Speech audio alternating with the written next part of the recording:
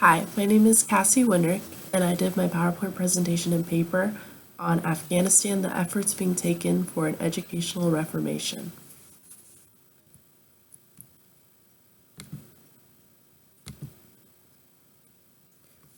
Why this is important to me, my current love in politics and specifically geopolitical issues has greatly interested me since about 5 years ago.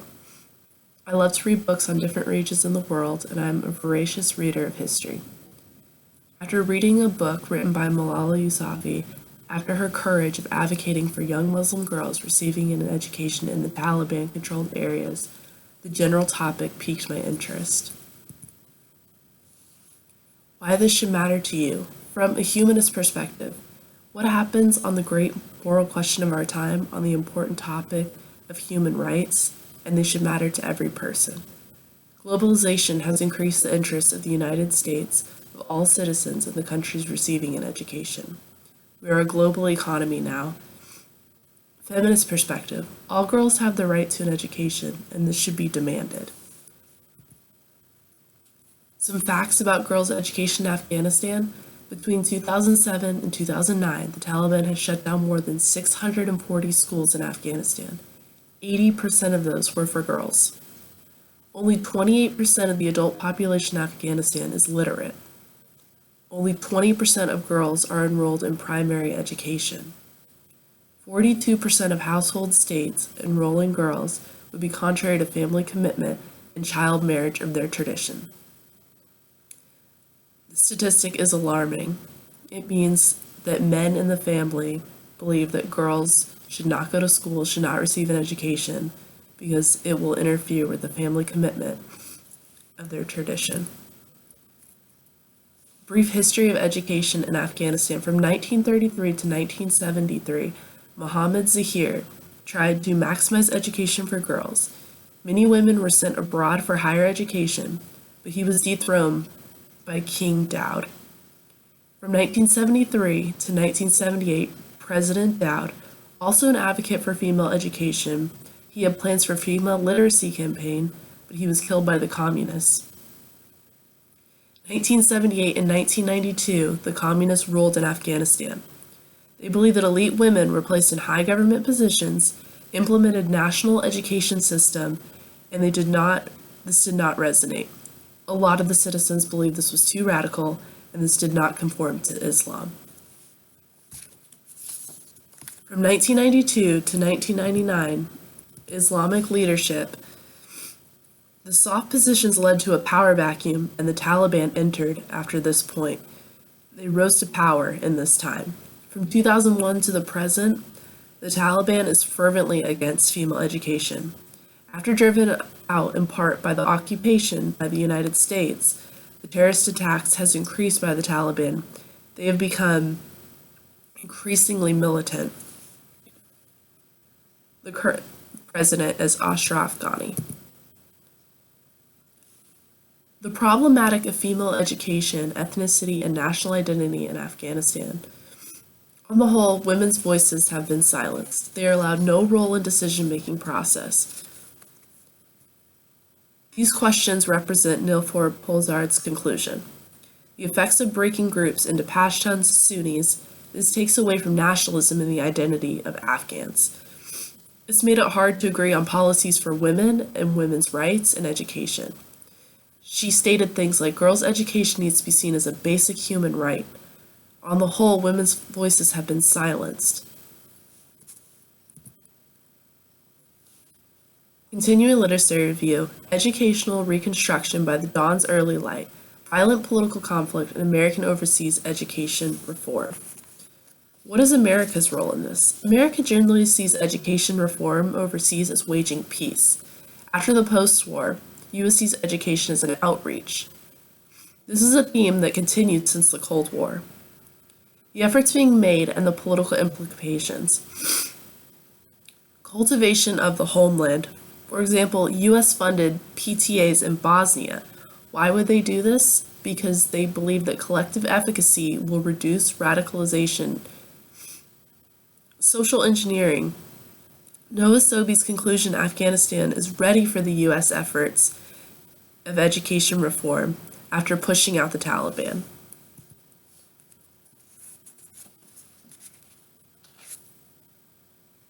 Literacy review: in the class but on the margins of society, girls' education in Afghanistan. Security and safety, female teachers, presence and proximity to a girls' school, family attitudes, and economic concerns were the main factors in this study.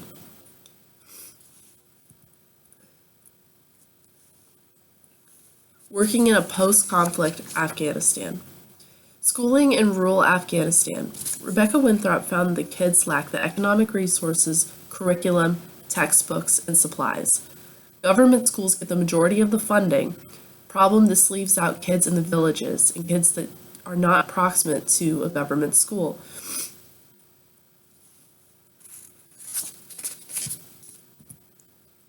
If you believe in faith, an interview with the Afghan Minister of Higher Education. He believes in the integration with American ideas.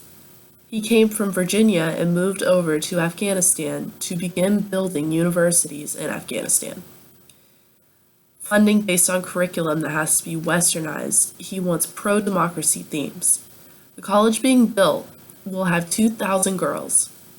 This college is being reconstructed after Taliban attacks. They are taking the bombed out buildings and making a college.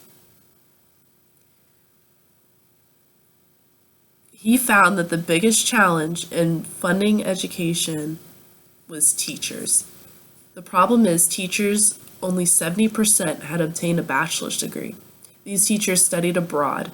He hopes that many will come back afterwards to come and teach at the college so he can create a new generation of educated girls. Addressing gender disparities and investigation of non-formal education in Afghanistan. Laura Karazin found 3 simple factors necessary for educating girls. Human capital. Human capital is investing in girls' education. This led to greater income gains for the country as a whole. Because this led to greater income gains, this means that they are not just educating males, so half of the population, they're taking full advantage of their population. Positive externalities. An outcome of educating girls, higher literacy rates, would lead to lower levels of developing prejudice and give a large picture view and a less narrow-minded view. This will decrease the rate of radicalization. Education as a human right. Education as a human right has been added to Afghan's constitution in 2008, even though it's a struggle to implement this. Policy alternatives she discusses is non-formal education, which is flex time. Flex time, which is girls that can go to school at their own time. They can go in the morning, they can go at night. This leads to higher education outcomes because they can still get the chores done during the day, and their fathers will agree to let them leave the house to obtain an education. Bringing education to Afghan girls, a randomized control of the village-based school. The goal was placing schools in villages to increase education rates and erase gender disparities. The sample size was 31 villages to place schools in. The PACE Aid program is run by the Catholic Relief Services. They use official government programs and provide supplies. They use the same curriculum that the government uses in their governmental schools. The research design. Villages grouped into 12 equal sizes based on political and cultural alliances. This was self-reported from villages of children of their test scores and their enrollment rates. Girls' achievement increased 52%. This is a strong correlation. Test scores increased 16% for girls in that year. Curriculum and civil society in Afghanistan. The Mujahideen textbooks, the reinforcement of violent jihad. This means that the textbooks that the Taliban was providing reinforced radical ideas and would not call terrorists, they would call them freedom fighters or revolutionaries, romanticizing the idea of radicalization. The new curriculum. The new curriculum that Afghans adopted after the occupation and the implementation of education. They adopted U.S. words like they replaced and took out freedom fighter and placed with terrorists. Night letters. Night letters were what the Taliban sent to administrators, teachers. These were fearful letters stating their goals, saying things like, if you don't leave, we will hurt girls, we will blow up buildings, we will perform acid attacks. It would give, basically it outlined what the Taliban was going to do and what the repercussions would be if they didn't clear out the schools, shut down the schools, burn the infidel textbooks is what they call them. Social and civil education, the U.S. efforts being taken to drive out the Taliban has been increasingly successful. The way forward for girls.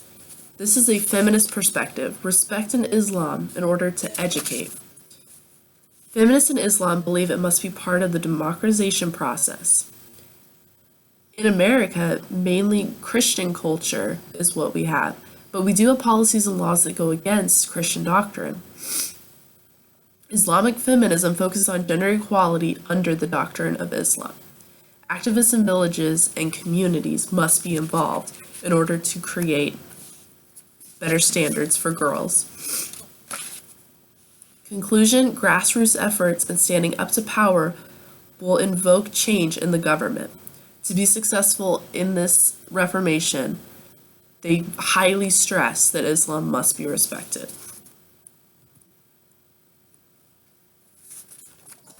Children, youth, and environments pushing the boundaries. Social maneuvering. Young people creating social change and changing the culture. Change in the community. We are now more aware of the educational system, but efforts still need to be made. Overcoming resistance and obstacles of education for women. Secularist government official Taliban's rooted culture and funding are things that stop education for girls. These obstacles need to be overcome to achieve educational reformation. Problems with the existing studies. There are small sample sizes when conducting the studies. Some studies were interrupted because of dangerous conditions, the Taliban being the main one. The problem of only men being allowed to be interviewed and represent their daughters' thoughts. This was a cultural reason. They believed that women were not allowed to talk to other women, or that men with cameras could not interview their girls. They would represent their daughters for them in the household.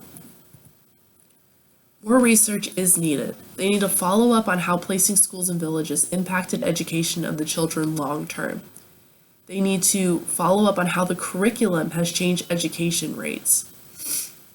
What other programs can be instituted to solve the gender disparity of education for males and females in Afghanistan? They need longitudinal studies needed to assess the benefits or shortfalls of educating girls in Afghanistan. My references. Thank you so much.